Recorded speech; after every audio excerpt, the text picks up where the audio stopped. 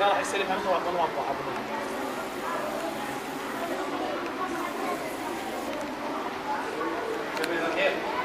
اجلس اجلس. كل يوم يذهب عصفور الى الجنان ويعترق برهم بل براكم في سوريا الحبيبه. نشاهد التلفاز ونحن غير مصدقين ان اطفال الشام اصبحت دماؤهم رخيصه الى هذه الدرجه.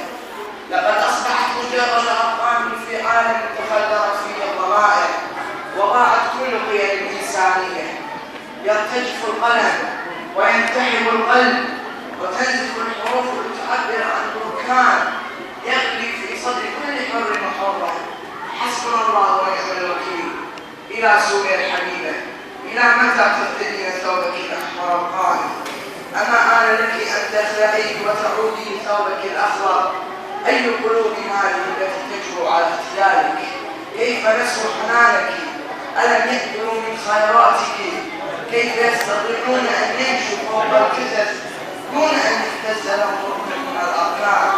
كيف يستطيعون أن ينظروا إلى الدماء المتدفقة دون أن ينتشر ركن من الأجفان؟ ولكن لا عليك يا أرض الشام، فإن هناك رب فوق 7 سماوات، رب جليس أمره بين الكاف والنون، سوف ينساكم.